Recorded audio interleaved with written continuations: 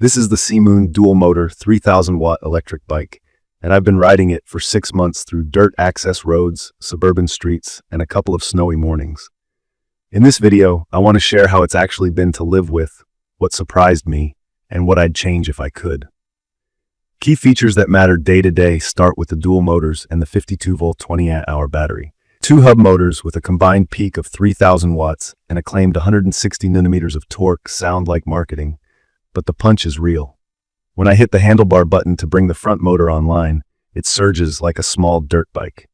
On steep gravel climbs that used to make me hop off and push, I now just twist the throttle and go. With only the rear motor engaged, it's calmer, easier to manage, and much more efficient. That single dual switch is the personality toggle I use more than anything else. From my experience, range depends almost entirely on how aggressive I ride. On single motor pedal assist at low levels, I can stretch it to around 45 to 60 miles on mixed terrain with my 185-pound weight in a small backpack. If I stick to throttle only and play with both motors on hills or sand, I'm typically in the 20 to 30-mile window.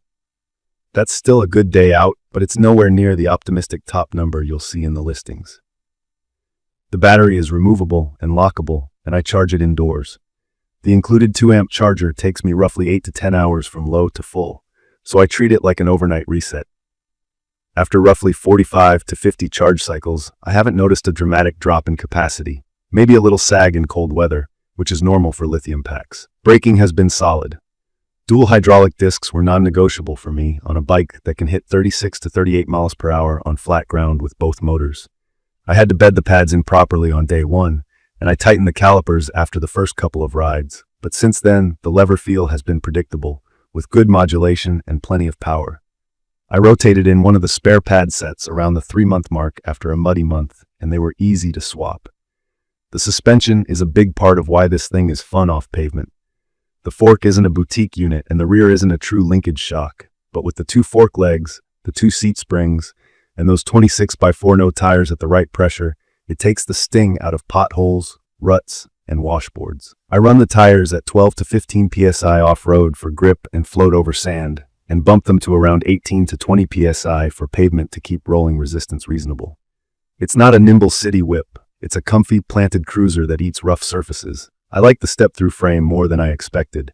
It makes it easier to hop on and off when I'm loaded with a grocery bag on the rear rack. The adjustable stem and the quick-release seat post help dial in a neutral position. I'm 5'11", and the reach works for me, upright and relaxed without feeling cramped. The saddle is wider and cushier than a performance seat. For long fire road slogs, that's a win. For technical single track, the whole bike is a bit much. It's wide, it's heavy, around the 90-pound ballpark, and it has a long turning radius. It's better as an all-terrain mule than a tight trail dancer. The controls are straightforward. The color display is bright in sunlight, showing speed, battery, and trip info. The twist throttle has a quick ramp, so in dual motor mode, I roll on gently to avoid unintended wheel spin on loose gravel. The 7-speed drivetrain is basic but fine for helping the motors. I had to tune the derailleur once after the first week, and it's been stable since. The integrated lights and turn signals are surprisingly useful at dusk. On my unit, the headlight and taillight sometimes stay faintly lit for a short time after shutting the bike down. It hasn't drained the battery in a noticeable way, but it's one of those quirks that reminds me this is built to a price. Build quality is a mixed bag, and I think that's fair to say after half a year. The frame and wheels have held up, and I've taken some hard hits on rocky sections. I did a full bolt check after assembly, then again after the first month, and I caught a slightly loose headset and a rear rack bolt backing out, which I blew Loctited. If you like to wrench a bit, this is easy to own. If you want to never touch a tool, you might get frustrated.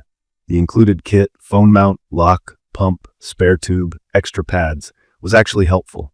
I carry the tube and a small multi-tool, and I toss slime in the tubes after my first thorn flat. No flats since. Performance-wise, this thing is a riot. Dual motors on a sandy climb feel like cheating.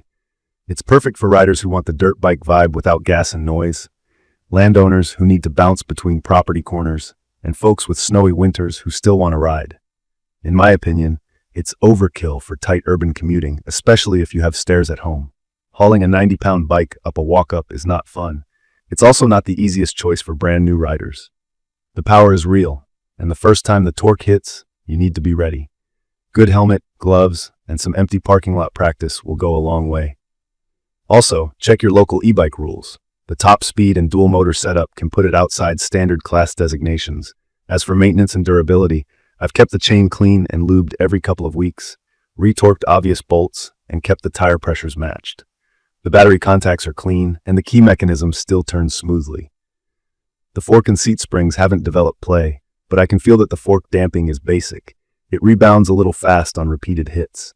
That said, for the price and capability, I think the package hangs together better than I expected. From my experience, the value is in the power, the fat tires, the hydraulic brakes, and the feature set you get right out of the box. The compromises show up in weight, polish, and the need to do your own checks. I'd recommend this for riders who want real off-road ability on a budget and don't mind a bit of tinkering. It's not what I'd hand to a total beginner or someone who wants a featherweight commuter. In conclusion, this is a rugged, torque-rich e-bike that opens up terrain I wouldn't touch on a typical commuter. It cruises comfortably, hauls cargo without complaint, and storms up ugly hills that used to be a hike-a-bike. It's heavy, it's not refined like a premium brand, and it demands some respect and maintenance. But when I hit that dual motor button and the trail turns steep and loose, it delivers the grin I bought it for. I will leave all the information about the Seemoon dual motor 3000 watt electric bike in the comments. I hope to see you again in the following videos.